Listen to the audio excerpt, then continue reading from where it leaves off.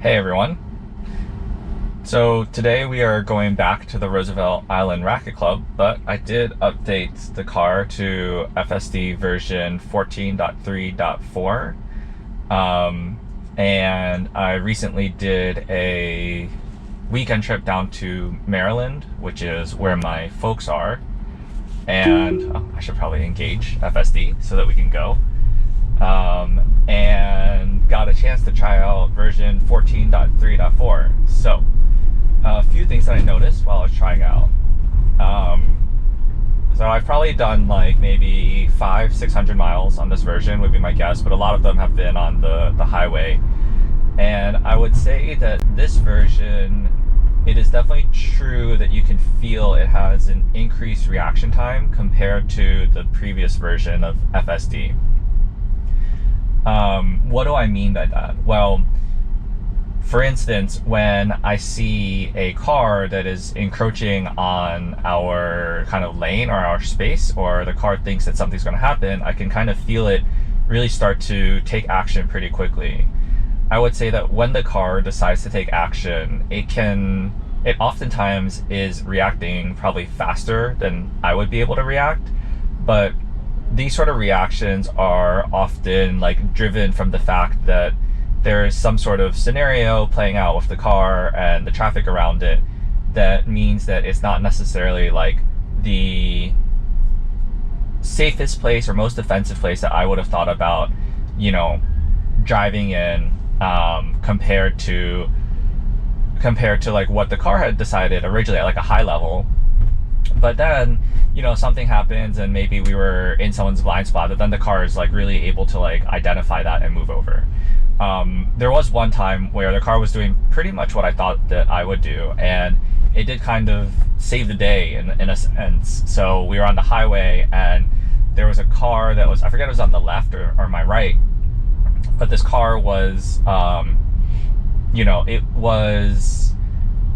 it was basically in one of my blind spots, and I did not initially see that car encroaching on our space, but FSD did, and it actually had a pretty severe reaction. So the car in the other lane didn't come that far over into our lane, but I think it was that car was on the left. And then what happened was FSD kind of moved halfway over to the right lane pretty quickly. And that was really good. So I don't think that we would have necessarily been in an accident if we had stayed in our lane, but it would have been pretty close at high speeds. And FSD was able to see that in the blind spot, and also was able to know that there was no one on the right side of the car, and it could kind of just like take advantage of that space, which was really great. On the flip side, one downside to FSD being able to make decisions this quickly is sometimes when it makes suboptimal decisions that you might want to intervene for, it does that really quickly. Excuse me. And an example of this is, there was a point where if you're driving north from Maryland, you cross through the Harbor Tunnel, and that Harbor Tunnel goes under Baltimore.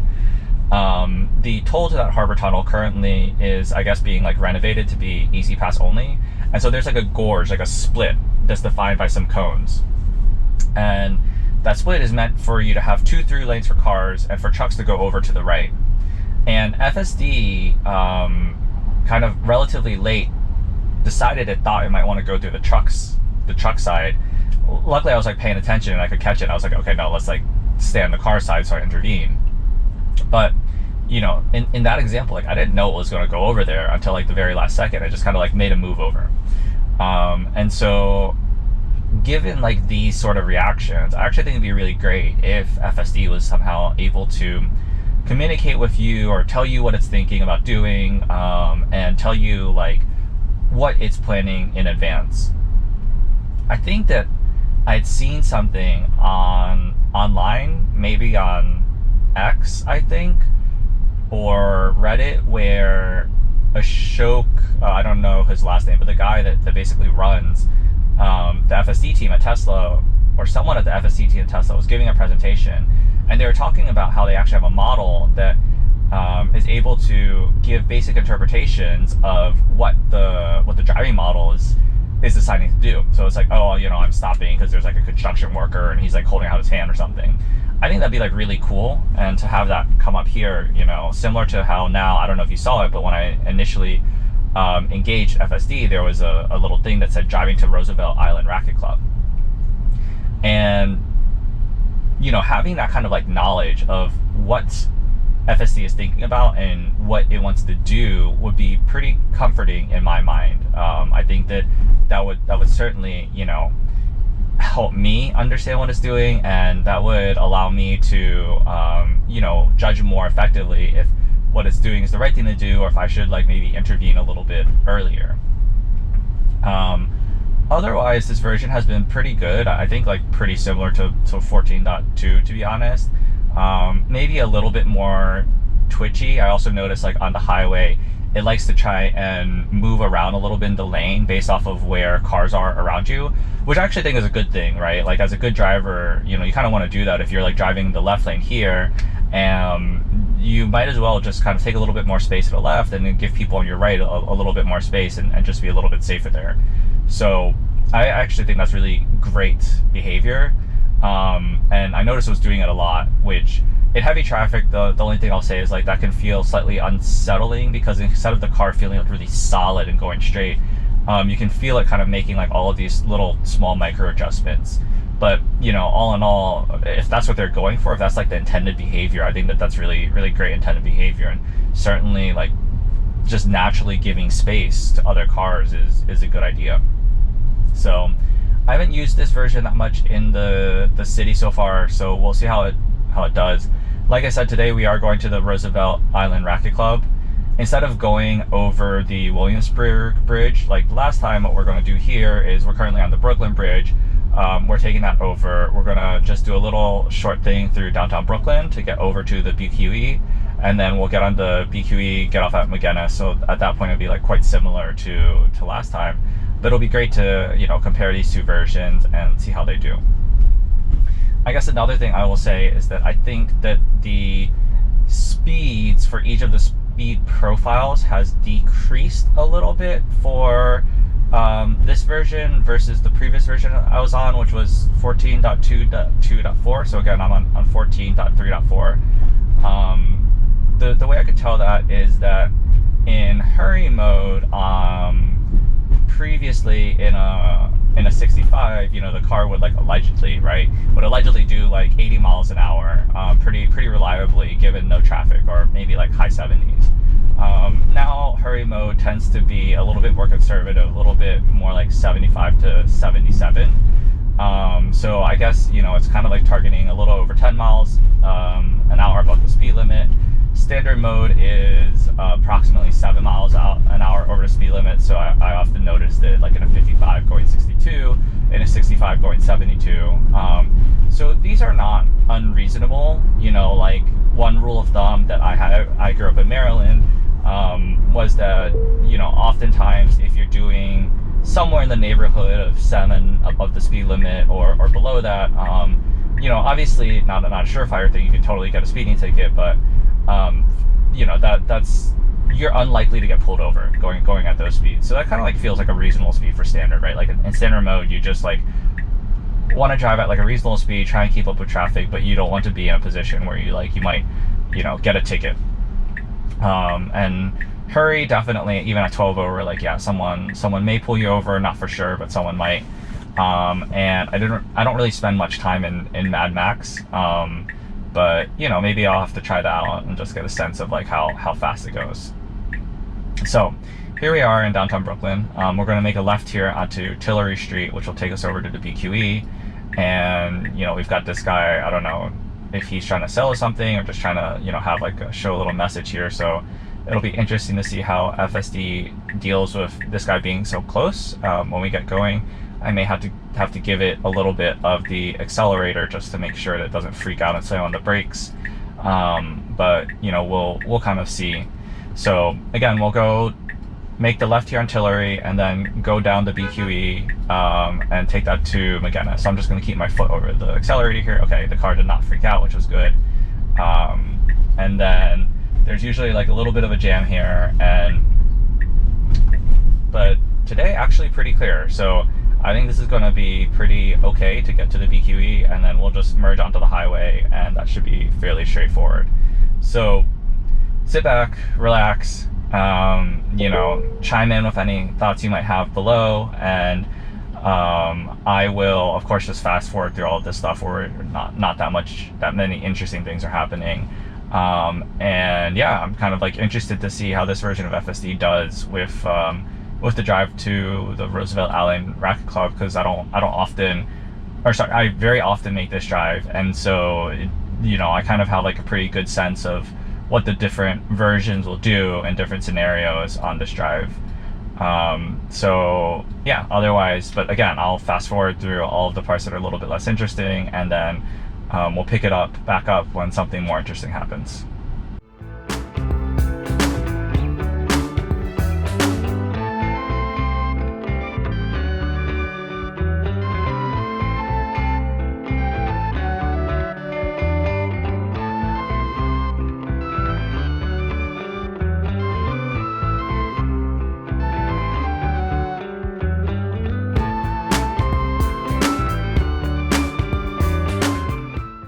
Okay, so I guess like one more thing on the speed profile since we're here on the highway. So I mentioned like standard likes to go 7 above, but I think it's kind of like it likes to try and cap itself at 7 above. Mostly what it does is it tries to, I think, go with the flow of traffic, especially in the middle lane. In this case, we're going to get off at McGinnis in a mile, and so I think like unlikely that it would go around and pass. If we were going this slow and there's a hole on the left, like it might actually try and pass if we had more than a mile to go. But I've noticed that this version likes to try and get over a little bit earlier than the last version that I was on, which is good. I think that the last version would sometimes cut a little bit too close. I kind of like to move over with somewhere between like a mile or two left. But obviously the car is able to generally find a decent hole to get over, and so I found that this version has been doing a decent job at deciding when to go over. And since we're on the highway, another thing to mention is that I think that this version definitely has a better follow distance on the highway. So the previous versions of FSD would like to get relatively close to the car in front of it. If you kind of like do the seconds methodology where you count, okay, let's see, that car just passed the sign, I'm going to count how many seconds that it is until I pass the sign. The general recommendation there is you want to be like around 30 seconds. I think the previous version was like closer to 1 second. This version is maybe around 2 seconds, which is fine in the sense that if that car suddenly hits on the brake, FSD has really quick reaction. It's going to slam on the brakes. The times where that might really come into an issue is if there's something in your travel lane that you have to dodge and then you have to go around. You kind of want a little bit more time for that. And so I feel like a slightly longer follow distance would still be good. But I also think that depends on traffic. If you're in like really congested traffic, like maybe you can't actually always have like 3 seconds of space between you and the car in front of you. And so you certainly don't want the car to always be like slamming on its brakes and interrupting the flow of traffic. And also that's a little dangerous for you if people are driving quite aggressively in very congested traffic. And so there's a balance. But when traffic is kind of like flowing, I think that it would be nice if FSD had a little bit more follow distance. But I would say that this is already significantly better than the previous version, which was 14.2.2.4. Okay, so here we have this pedestrian that's like walking on the side of the street, and the car did a good job just like navigating that and going around. So that was great to see. Proceeding through this intersection without a problem. So we're going to continue. Okay, great. It stopped for this car, which cut over suddenly and cut us off. Not a problem there. So we're gonna continue down McGinnis here, and generally, again, this is pretty. This part is pretty like drama-free. Although, okay, that was weird. So here, I don't know if you guys saw that, but FSD started slowing down for the yellow light that was at this intersection, but the intersection behind me was green, and you usually would go through that intersection and stop here. So I gave FSD a little bit of accelerator just to get through, but that was pretty strange. I've never actually had it misinterpret the traffic lights like that. So I'm glad I actually caught that on video, because that's pretty different. I'll have to keep an eye out to see if it misinterprets that. Now, I will say here, you know, like we're like very clearly through the previous intersection, so that's not a problem. We wouldn't have had to wait at the other intersection to get through this one. So I think that was a little bit either a misjudgment from FSD, or even worse, a scenario where FSD didn't actually quite understand what was going on with like the traffic lights here. So anyways, we will continue onwards and see how it goes, but I will keep an eye out for anything like that.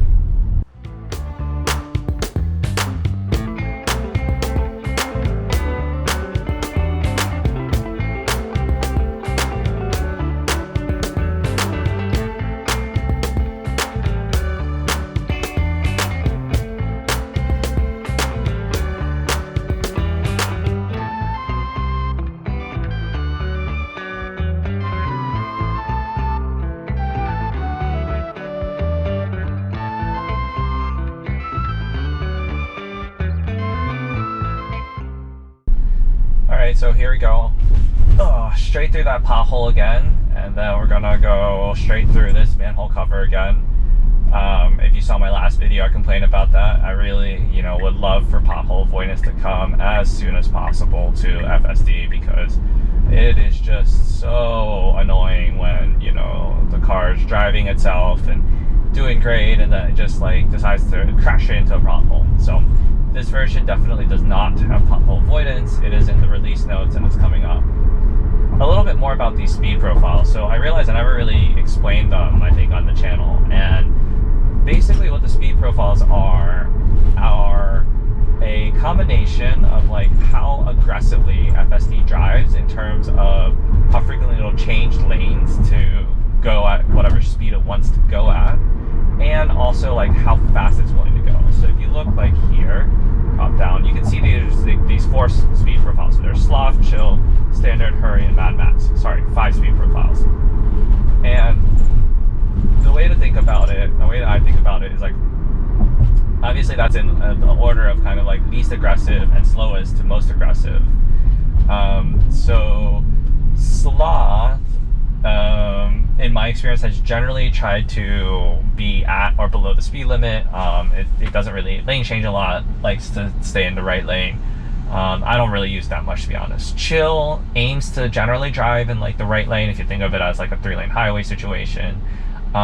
It'll go like above the speed limit, but not by a lot usually. So if I'm like a speed camera zone, I'll usually use like chill or sloth, for instance. Standard, like I said before, seems to be targeting like around 7 miles an hour above the speed limit, but I've definitely seen it go faster depending on how fast surrounding traffic goes. I've caught it going as fast as like, you know, 65 to 70 and a 55, which is like 10 to 15 miles an hour over the speed limit. So standard does seem to vary a little bit, but I would say given like relatively moderate conditions, its happy zone seems to be around 7 miles an hour above the speed limit.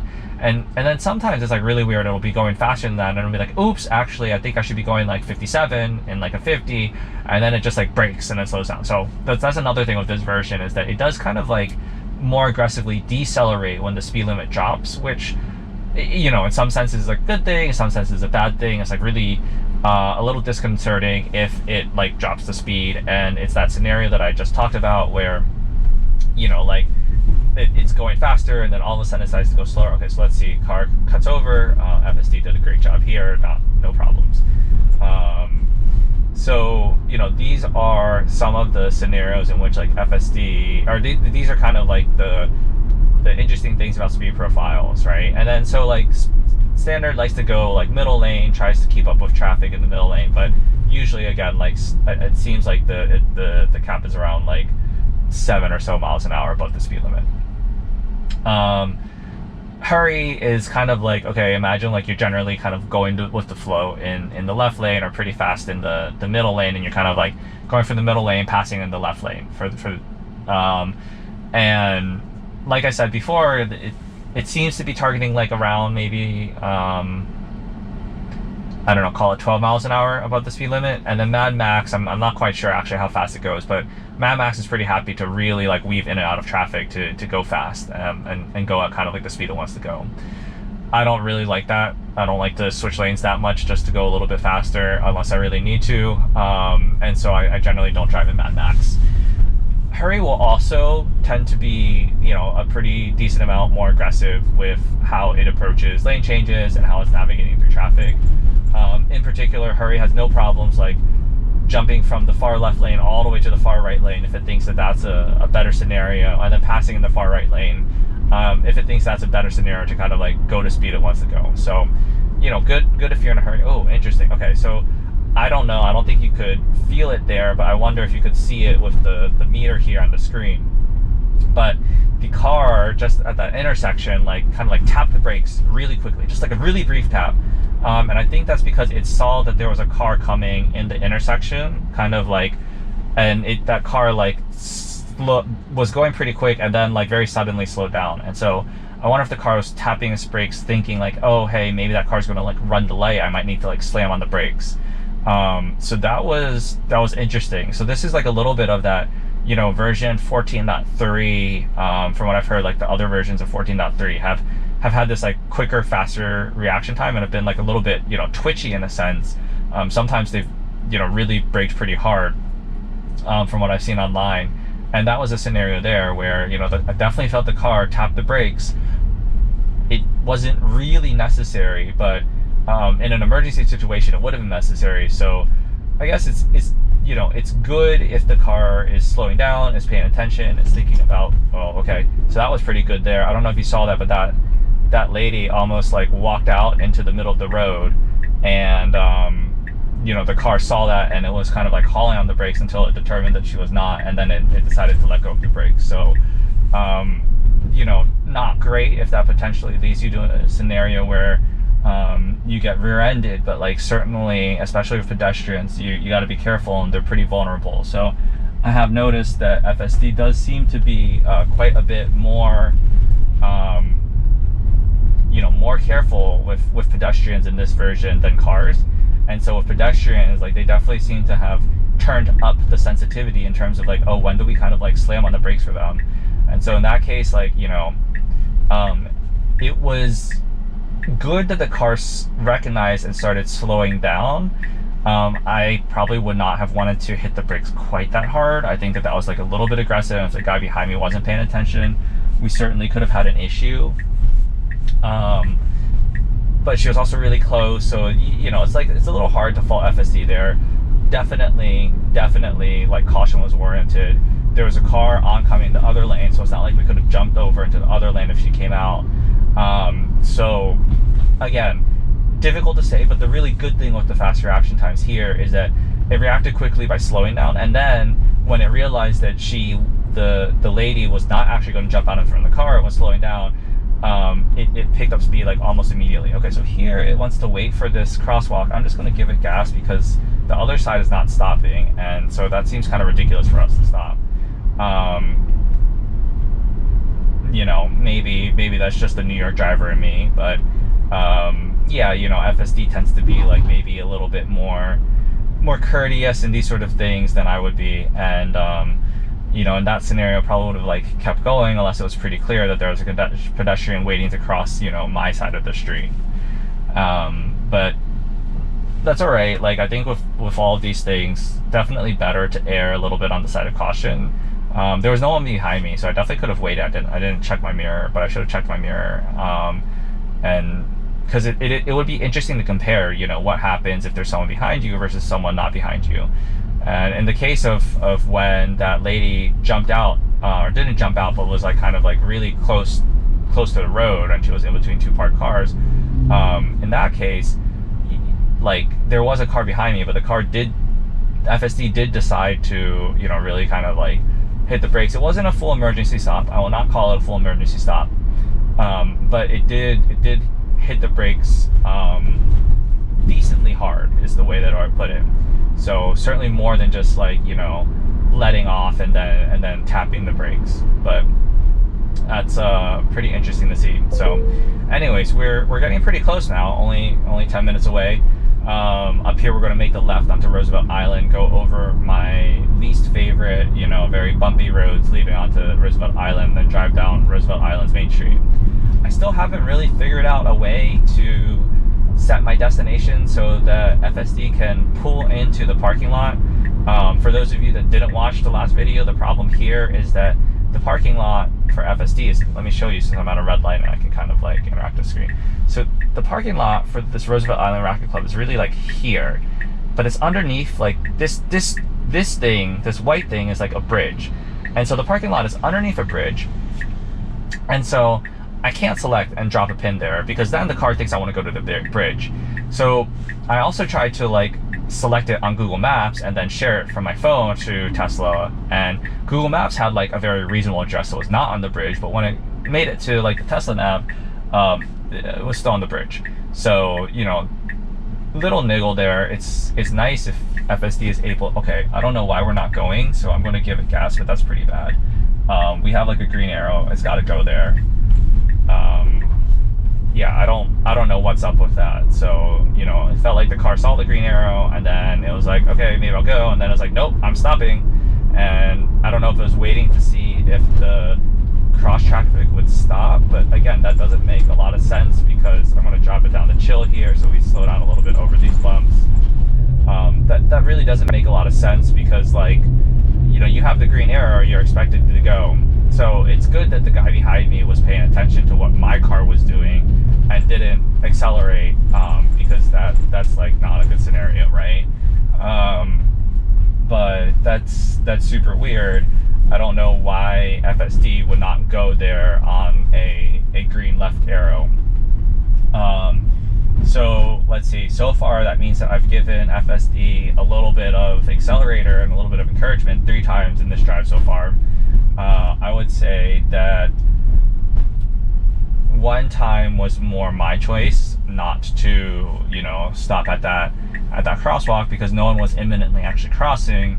The other 2 times FSD was certainly doing something unexpected. So the first time was when we were crossing through 2 lights that were in close succession. The further light turned yellow, and but the closer light was green, and we could have made it and through the green intersection and then stopped for the yellow light. And so I gave FSD a little bit of accelerator there. And then now this time where we had the green left arrow and FSD didn't want to go, it seemed to hesitate. It didn't really know what it was thinking, and that was pretty strange to me. I've never really had it do that at that intersection. I mean, like maybe I have had it do it at that intersection, but if I did, it's like pretty rare. And so that was strange because usually it does like a pretty good job at, you know, interpreting kind of stoplights, but 2 of the times that I gave it gas in this trip, it was actually like traffic signal stoplight related, which is totally unexpected. So, you know, be that what it may. Now, as we go down Main Street has a lot of stop signs at pedestrian crosswalks, which is good. Main Street here is Main Street on Roosevelt Island, you know, not Main Street, New York City, because obviously New York City is huge.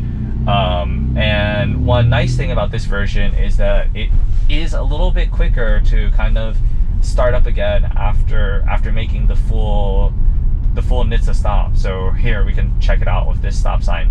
You know, here we are, we're coming down, FSD is going to hit 0, and that's immediately going to basically go, which is great. So previously what it would do is it would have like a little bit of a lag. Okay, so this is good. We're going around double parked cars, no hesitation, ducking between the cars here, going around this double parked car. Yeah, nice and slow, which is good. You really want to take it slow here.